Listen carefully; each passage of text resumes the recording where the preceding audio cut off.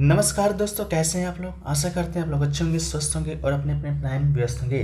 तो जैसा कि फ्रेंड्स, आज है आपका 8 जुलाई और 8 जुलाई को भी आपका IAR टेक्नीशियन का जो री एग्जाम था दोस्तों, फर्स्ट शिफ्ट का समाप्त हो गया है। तो आज की इस वीडियो में देखेंगे कि 8 जुलाई फर्स्ट में आपके कौन कौन से प्रश्न पूछे गए थे। प्रश्न आपके जो भी मिले हैं 100% रियल मिले हैं। बाकी जो भी प्रश्न छूट जाएंगे उसको हम ऑल शिफ्ट की वीडियो में रात को अपलोड कर देंगे, ठीक है। तो चलिए फ्रेंड्स, वीडियो को स्टार्ट करते हैं बिना किसी देरी के। तो आज का जो हमारा पहला जो प्रश्न फ्रेंड्स वो पूछा गया था आपका कि गंगा नदी का जो लंबाई है फ्रेंड्स वो आपका कितना है, ठीक है। तो गंगा नदी का जो लंबाई है वो आपको बता दें कि 2510 किलोमीटर है। तो इसका जो राइट आंसर आपका हो जाएगा 2510 किलोमीटर हो जाएगा। गंगा नदी की बात करेंगे तो दक्षिण एशिया की एक सीमा परिक नदी है। ये भारत और बांग्लादेश से होकर बहती है। निकलती कहाँ से है तो गंगोत्री ग्लेशियर से निकलती है। उत्तराखंड में पश्चिम हिमालय में स्थित है, ठीक है।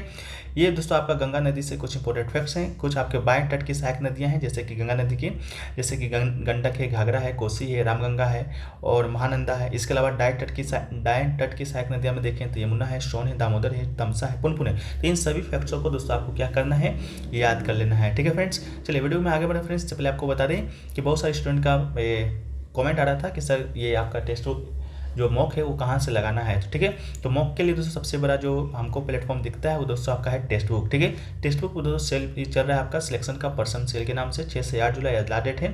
इसमें दोस्तों टेक्स्ट बुक का जो पास प्रो है वो दोस्तों आपको मात्र 449 रुपये में मिल जाएगा, जो कि पहले 699 में मिलता था। साथ में बना कूपन कोड अगर यूज करते हैं APG तो आपको 10% का एक्स्ट्रा वो भी मिलता है। टेक्स्ट बुक के ऊपर जैसा कि आपको 750 प्लस एग्जामों का, ये तो आपका ICAR का तो है ही, साथ में जो भी एग्जाम आपका तैयारी कर रहे हैं, SSC का कर रहे हो, बैंकिंग का कर रहे हो, रेलवे का कर रहे हो, सभी एग्जाम आपका 750 प्लस एग्जामों में सम्मिलित है। साथ में आपका 70,000 प्लस मॉक टेस्ट है, ठीक है। ईयरली पास लेते हैं तो आपको बेनिफिट नहीं मिलता है। एक मॉक को आप अनलिमिटेड बार नहीं मार सकते हैं, जबकि पास प्रो में मार सकते हैं। याद रखिएगा पास प्रो आपका 449 में 18 मंथ का मिल रहा है। तो डिस्क्रिप्शन में लिंक दिया गया है, कूपन कोड APG जरूर यूज कीजिएगा। चलिए वीडियो में आगे बढ़ते हैं, ठीक है। इसके अलावा गंगा नदी के बारे में तो दोस्तों हम लोग बात कर लिए। अब लोग बात कर लेते हैं कुछ और नदियों की लंबाई की जो अगले शिफ्ट में आ सकते हैं, ठीक है। जैसा कि हमने कल के एनालिसिस वीडियो में आपको जो जो फैक्ट्स दिए थे उससे संबंधित आज जो प्रश्न पूछे गए हैं वो भी प्रश्नों को हम लोग देखेंगे कौन से प्रश्न कल के एनालिसिस से देखने को मिला है, ठीक है। तो हम लोग बात कर लेते हैं सिंधु नदी का, जिसका जो लंबाई है आपका कितना है तो 2900 किलोमीटर है, याद रखिएगा। ब्रह्मपुत्र नदी की बात करेंगे तो इसका लंबाई कितना है तो 2880 किलोमीटर है। गंगा नदी की लंबाई हम लोग अभी देख लिए हैं 2510 किलोमीटर है। गोदावरी नदी की बात करेंगे तो इसका लंबाई आपका 6465 किलोमीटर है। कृष्णा नदी की लंबाई आपका 1400 किलोमीटर है। यमुना नदी की लंबाई की बात करेंगे तो यह आपका 1365 किलोमीटर है। नर्मदा नदी की लंबाई आपका 1312 किलोमीटर है। घाघरा नदी 1050 किलोमीटर। सतलज नदी 1030 किलोमीटर। चंबल नदी 965 किलोमीटर है। महानदी की बात करेंगे तो 858 है। कावेरी नदी की बात करेंगे तो 805 किलोमीटर है। सोन नदी आपका 780 किलोमीटर है। और कोसी नदी की बात करेंगे हम लोग तो 730 किलोमीटर है। एक नज़र आप सभी नदियों की लंबाई को देख लीजिएगा। गंगा नदी का पूछा गया है, बाकी और नदियों का भी पूछा जा सकता है, ठीक है। चलिए नेक्स्ट क्वेश्चन की ओर बढ़ें। तो नेक्स्ट क्वेश्चन है आपका कि जामा मस्जिद का जो निर्माण है कौन से सन में हुआ था, यानी कि ईस्वी में हुआ था। जामा मस्जिद का निर्माण आपको मालूम होगा शाहजहां ने कराया था। शाहजहां कौन था, मुगल बादशाह था। तो 1656 में दोस्तों आपका ये जो जामा मस्जिद का निर्माण है वो दोस्तों पूरा हुआ था। इसके अलावा जामा मस्जिद की बात करेंगे तो भारत की सबसे बड़ी मस्जिद में से एक है। 1 रुपये का लागत हुआ था। 1664 और 1656 के बीच मुगल बादशाह के समय में बनवाया गया था। इसके अलावा जामा मस्जिद को मस्जिद जहांनुमा या दुनिया की मस्जिद कमांडिंग व्यू के रूप में जाना जाता है। इसे सम्राट शाहजहां की प्रमुख मस्जिद के रूप में डिजाइन किया गया था। यह पुरानी दिल्ली के प्राचीन शहर में स्थित है, ठीक है। तो 1665 इसका क्या है आपका राइट आंसर है, ठीक है।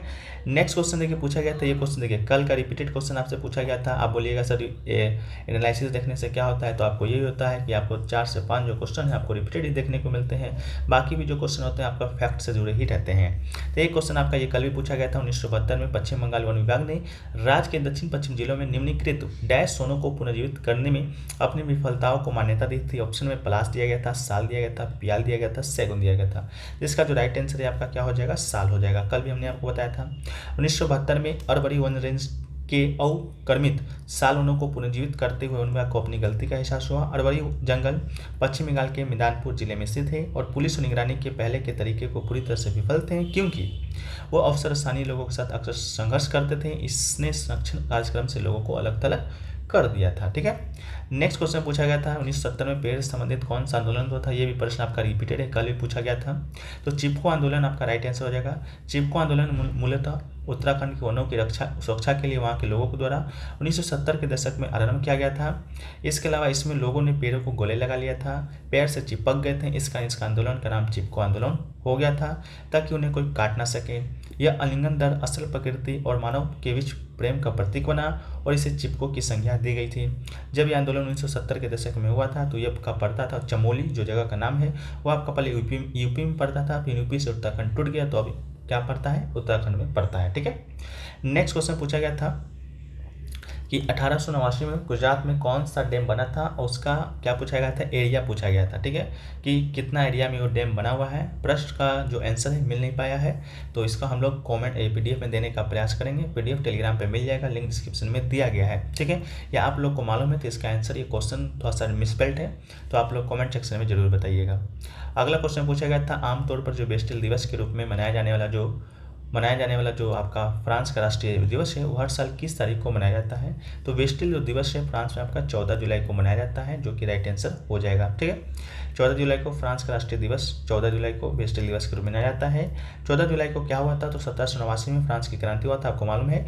बेस्टिल में एक सैन्य किले और जेल का पतन का प्रतीक है, जब एक क्रोधित भीड़ ने इस पर धावा बोल दिया था, वहाँ सारे कैदी को छुड़ा लिया था, वहाँ से जो हथियार थे बाकी सब लूट लिए थे, जो कि फ्रांसीसी क्रांति की शुरुआती का संकेत था। ठीक है, तो आपको 1789 का फ्रांसीसी क्रांति भी याद रखना है कब हुआ था। ठीक है, नेक्स्ट क्वेश्चन पूछा गया था सिरका में कौन सा अम्ल पाया जाता है। तो एसिटिक अम्ल इसका राइट आंसर हो जाएगा। सिरका में कौन सा अम्ल पाया जाता है, तो एसिटिक अम्ल पाया जाता है। एसिटिक अम्ल को आपका एथेनोइक अम्ल भी कहते हैं। CH3COOH इसका फॉर्मूला होता है। इसके बाद हम लोग बात कर लेते हैं लैक्टिक अम्ल का। तो लैक्टिक अम्ल का रासायनिक जो सूत्र होता है C3H6O3 होता है। ये कहाँ पाया जाता है, तो दूध में पाया जाता है। ठीक है, ये एक कार्बनिक अम्ल है। इसके अलावा साइट्रिक अम्ल की बात करेंगे तो यह आमतौर पर कहाँ पाया जाता है, तो खट्टे फलों जैसे कि नींबू में, संतरा में पाया जाता है। और रासायनिक सूत्र की बात करेंगे तो C6H8O7 आपका इसका रासायनिक सूत्र होता है। इसके अलावा अगला है मौलिक अम्ल। मौलिक अम्ल की बात करेंगे तो यह आपका डाई कार्बोक्सिलिक अम्ल है, जो कि इसका आणविक सूत्र की बात करें C4H6O5 होता है। यह अन्य फलों जैसे कि अंगूर में पाया जाता है, तरबूज में पाया जाता है, चेरी में पाया जाता है, सब्जियां में जैसे सब्जियां गाजर और ब्रोकोली में पाया जाता है। ठीक है, तो ये आपका अम्ल था। कल एक क्वेश्चन आपका यहाँ से देखने को मिलेगा ही। ठीक है, नेक्स्ट क्वेश्चन पूछा गया था खेलो इंडिया यूथ गेम्स का 5वां संस्करण कहाँ हुआ था। मध्य प्रदेश में आयोजित हुआ था, जो कि राइट आंसर हो जाएगा। मध्य प्रदेश की बात करें तो ये राज्य के 8 शहरों में, जैसे भोपाल में, जबलपुर में, इंदौर में, उज्जैन में, ग्वालियर में, मंडला में, बालाघाट, खरगोन में आयोजित हुआ था। ये भी प्रश्न पूछा गया है कि मध्य प्रदेश के कितने शहरों में आयोजित हुआ था। ठीक है, इसके अलावा जो सिर्फ साइकिलिंग का जो आयोजन है आपका नई दिल्ली के IG स्टेडियम वेल्टन में हुआ था। ठीक है, इसको भी याद रखिएगा। इसके अलावा टॉप पर कौन आता है, टॉप पर आपका महाराष्ट्र था 56 स्वर्ण के साथ 161 पदक जीत कर। दूसरे स्थान पर आपका हरियाणा रहा था 41 स्वर्ण के साथ 128 पदकों के साथ। और तृतीय स्थान पर आपका रहा था मेजबान मध्य प्रदेश, 39 स्वर्ण जीता था, टोटल आपका 96 पदक जीता था। ठीक है, तो ये आपका था। इसके अलावा अगला क्वेश्चन पूछा गया था खेलो इंडिया विंटर्स गेम 2022 के समापन समारोह के मुख्य अतिथि कौन थे। तो समापन समारोह के जो मुख्य अतिथि थे वो आपके केंद्रीय गृह मामलों और युवा मामलों और खेल राज्य मंत्री थे निशित प्रामाणिक। ठीक है, तो निशित प्रामाणिक इसका राइट आंसर हो जाएगा। ऑप्शन में नरेंद्र मोदी, आपका अनुराग ठाकुर, ये सब करके दिया गया था, तो निशित प्रामाणिक भी होगा, जो कि राइट आंसर हो जाएगा। वो आपका मुख्य अतिथि रहे थे। इसके अलावा खेलो इंडिया विंटर गेम 2022 की बात करेंगे, टॉप पर कौन रहा था, टॉप पर आपका रहा था जम्मू कश्मीर ने 26 स्वर्ण, 25 रजत और 25 कांस्य पदक के साथ शीर्ष पर रहा था। इसके अलावा सेकंड पर आपका महाराष्ट्र रहा था, थर्ड पर आपका हिमाचल प्रदेश रहा था। इसके अलावा ये आपका तीसरा संस्करण आयोजित हुआ था, कहाँ हुआ था, जम्मू कश्मीर के गुलमर्ग में। ठीक है, चलिए नेक्स्ट क्वेश्चन पूछा गया था विश्व का सबसे जो बड़ा द्वीप है, नदी द्वीप है, कौन सा है। तो ये आपका माजुली द्वीप इसका राइट आंसर हो जाएगा। Guinness book of world records ने माजुली को दुनिया के सबसे बड़ी द्वीप का नाम दिया है। ये सुंदर नदी द्वीप असम में कहाँ पर स्थित है, ब्रह्मपुत्र नदी पर स्थित है। कोस्टल का लैंग्वेज में आपका ब्रह्मपुत्र नदी दिया गया था। ठीक है, तो वो सही कर लीजिएगा आप लोग, माजुली द्वीप इसका राइट आंसर था। ठीक है, नेक्स्ट क्वेश्चन था आपका कि एनिमेशन ने गर्म दल और नरम दल को किस अधिवेशन में मिलाया था। ठीक है, तो एनिमेशन की जब हम लोग गर्म दल और नरम दल की बात करते हैं तो 1907 का अधिवेशन और 1916 का अधिवेशन दोनों को याद रखने की जरूरत है, क्योंकि जब गर्म दल और नरम दल को मिलाया गया इसका मतलब कि कुछ विभाजन भी हुआ होगा, टूट भी हुआ होगा। तो विभाजन कब हुआ उसको भी देखेंगे। इससे पहले अधिवेशन किस अधिवेशन में मिलाया गया, तो ये मिलाया गया था 1916 के लखनऊ अधिवेशन में। ठीक है, लखनऊ अधिवेशन में मिलाया गया था, तो इसका राइट आंसर क्या हो जाएगा आपका 1916 का लखनऊ अधिवेशन हो जाएगा। लेकिन टूट कब हुआ था, यानी कि विभाजित कब हुआ था, तो ये हुआ था आपका 1907 का सूरत अधिवेशन में। ठीक है, सूरत अधिवेशन में कांग्रेस नरम दल और नरम दल में विभाजित हो गया था। ये आपका 26 दिसंबर 1907 को ताप्ती नदी के किनारे हुआ था। सूरत विभाजन के बाद जो गर्म दल का नेतृत्व किए थे वो आपका तिलक, लाला लाजपत राय, विपिन चंद्रपाल, लाल बलपाल कहा जाता है। नरम दल के नेता थे आपके गोपाल कृष्ण गोखले। ठीक है, 1916 में कांग्रेस के लखनऊ अधिवेशन में पुनः दोनों दलों को आपस में विलय हो गया था। ठीक है, नेक्स्ट क्वेश्चन पूछा गया था कि तुगलक वंश यानी कि गयासुद्दीन तुगलक ने अपने वंश की स्थापना कब की थी, या एक स्टूडेंट कह रहे थे किसका टोटल कार्यकाल पूछा गया था तुगलक वंश का। दोनों हम लोग देखेंगे। पहली बात तुगलक वंश देखते हैं तो 1320 से 1412 ईस्वी तक तुगलक वंश का शासन था। स्थापना 1320 में हुआ था। कल हमने आपको बताया था कि खिलजी वंश का जो अंतिम शासक था अलाउद्दीन का वंशज, ठीक है, उत्तराधिकारी, उसको आपका गाजी मलिक ने, जिससे कि गयासुद्दीन तुगलक कहा गया है, उसने आपको मारकर गाजी मलिक ने तुगलक वंश का नींव रखा था 1320 में। 1316 में आपका अलाउद्दीन खिलजी का मृत्यु हो जाता है, उसका उत्तराधिकारी शासन बनता है, लेकिन ज़्यादा शक्तिशाली नहीं रह पाता है। 1320 में गाजी मलिक आता है जो कि गयासुद्दीन तुगलक के नाम से तुगलक वंश का स्थापना करता है, उसको मार देता है। इसके बाद आपका गयासुद्दीन तुगलक जो है आपका 1320 से 1325 तक शासन करता है। ठीक है, इसके बाद दिल्ली सल्तनत के कुछ आपके महत्वपूर्ण जो सल्तनत के शासक हैं उसको हम लोग देखेंगे, जो कि हर शिफ्ट में आपका एक प्रश्न यहाँ से देखने को मिल रहा है, तो थोड़ा सा धैर्य रखिएगा। जिनका एग्जाम है, जिनका एग्जाम नहीं है, वीडियो को आगे बढ़ाकर अपना आंसर को मिला लीजिएगा। पहला वंश तो आपका दिल्ली सल्तनत का वो था आपका मामलुक वंश, जो कि आपका 1206 से 1290 तक रहता है। 1206 में आपका कुतुबुद्दीन ऐबक होता है, जो कि मामलुक वंश यानी कि गुलाम वंश से कहा जाता है, उसका स्थापना करता है। ठीक है, कुतुबुद्दीन ऐबक कौन होता है, तो गुलाम मोहम्मद जो गोरी होता है उसका क्या होता है, उसका गुलाम रहता है, इसलिए इसका नाम गुलाम वंश पड़ता है। ठीक है, इसके अलावा दूसरा आता है खिलजी वंश, जिसका शासनकाल था आपका 1290 से 1320। 1290 में आपका जलाउद्दीन खिलजी, ठीक है, जलाउद्दीन खिलजी गुलाम वंश के अंतिम शासक को मारकर आपका खिलजी वंश का स्थापना करता है, जिसका सेकंड शासक, दूसरा शासक अलाउद्दीन खिलजी होता है, जो कि अपने चाचा यानी कि अपने चाचा जो थे गयासुद्दीन जलाउद्दीन खिलजी, उसी को मारकर दिल्ली शासक बन जाता है। अलाउद्दीन कब बनता है, तो ये आपका बनता है 1296 में। ठीक है, 6 साल तक शासन करता है जलाउद्दीन खिलजी। इसके बाद अगला है तुगलक राजवंश। तुगलक का अभी हमने आपको बताया 1320 में आपका स्थापना किया था, उसी खिलजी वंश के अंतिम शासक को मारकर 1414 तक इसका शासन था। इसके अलावा सैयद राजवंश आता है 1414 ईस्वी में, जिसकी स्थापना किसने करता है, तो आपका करता है ख्रीस खां। ठीक है, ख्रीस खां के द्वारा इसका स्थापना किया जाता है। 1451 तक इसका शासन रहता है। इसके बाद आपका आता है अफगान लोधी वंश, जिसका जो स्थापना है 1491 में होता है और 1526 तक। 1526 में आपको मालूम होगा पानीपत का प्रथम युद्ध हुआ था बाबर और इब्राहिम लोदी के बीच। तो इब्राहिम जो लोदी था इसी राजवंश का अंतिम शासक था। 1491 में इसका बहलोल लोदी, ठीक है, किसने स्थापना किया था, बहलोल लोदी ने किया था। इसको भी आप लोग याद रखिएगा। ठीक है, अगला जो क्वेश्चन पूछा गया था आपका कि कार्बन में कोवलेंट बॉन्ड कितना होता है। ठीक है, तो कार्बन का जो कोवलेंट बॉन्ड होता है, कोवलेंट बॉन्ड, वो आपका 4 होता है, तो 4 इसका राइट आंसर हो जाएगा। वहीं पर नेक्स्ट क्वेश्चन पूछा गया था कि राज्य भाषा आयोग का गठन है जो कि कब हुआ था। ठीक है, तो राज्य भाषा संबंधी विवाद के निपटारों के लिए संविधान ने 1955 में राज्य भाषा आयोग का गठन किया था, जो कि 1956 में अपनी रिपोर्ट जो कि प्रस्तुत की थी। ठीक है, तो आपका जो राइट आंसर है आपका क्या हो जाएगा, 1955 हो जाएगा। रिपोर्ट का प्रस्तुत किया तो 1956 में किया था। इसके अलावा इसकी अध्यक्षता किसने की थी, तो बीजी खेर ने इसकी अध्यक्षता की थी।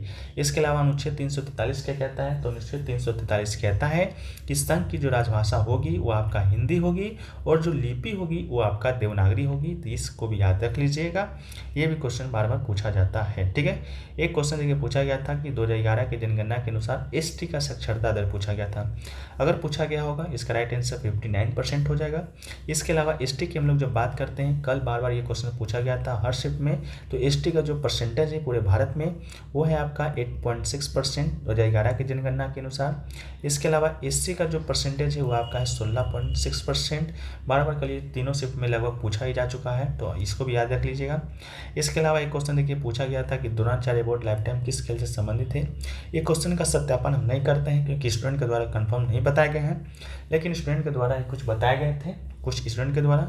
ऑप्शन में रेसलिंग, क्रिकेट, एथलेटिक, बॉक्सिंग था, जो कि ऑप्शन वेरी ही नहीं करता है, क्योंकि द्रोणाचार्य जो अवार्ड है वो किसे दिया जाता है, तो दिया जाता है कोच को। कोच को किस खेल में दिया जाता है, तो कोई भी खेल का कोच को दिया जाता है। ये कोई नहीं कि रेसलिंग का ही कोच को दिया जाएगा या क्रिकेट का ही कोच को दिया जाएगा, ये किसी भी खेल के कोचों को ये पुरस्कार है जो कि दिया जाता है। पहली बार आपको 1985 में दिया गया था। इसे रेसलिंग के कोच भालचंद्र भास्कर भागवत को दिया गया था। ठीक है, तो पहली बार अगर पूछा होगा तो रेसलिंग इसका राइट आंसर हो सकता है।